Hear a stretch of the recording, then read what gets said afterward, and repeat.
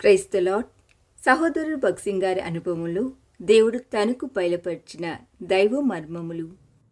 ఆయన ఆకారమందు మనుషుడుగా కనబడి మరణం పొందినంతగా అనగా శిలువ మరణం పొందినంతగా విధేయత చూపినవాడే తన్ను తాను తగ్గించుకొనిను.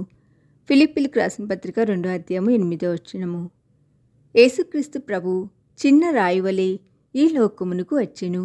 ఈ లోకములోని రాజు వలె వైభవంతో ఆయన రాలేదు. ఆయన ఒక సామాన్య మానవునిగా ఈ లోకములో జన్మించెను. ఆయనను ఆయనలో పాపము లేదు. ఆయన శిష్యులలో ముఖ్యులు కూడా బెస్తవారు. ఈనాటికిని ఆయన శిష్యులు చాలా కొద్ది మందియే.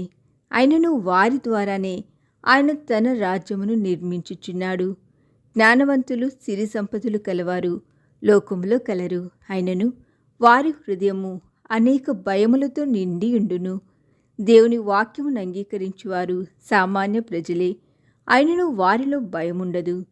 ఏలైనగా వారి హృదయములు సంపూర్ణ సమాధానములతో నిండియుండును. విశ్వాసముతో దేవుని రాజ్యమును వారు చూడగలరు.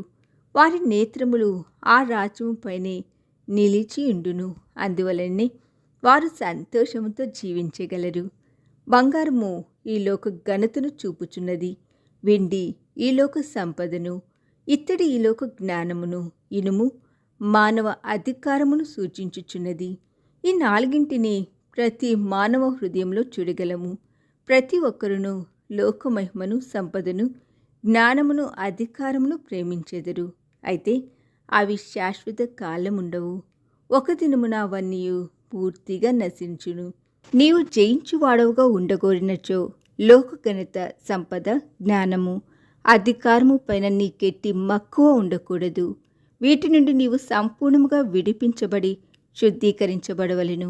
అప్పుడే ఇతరులు నీలో క్రీస్తును చూడగలరు.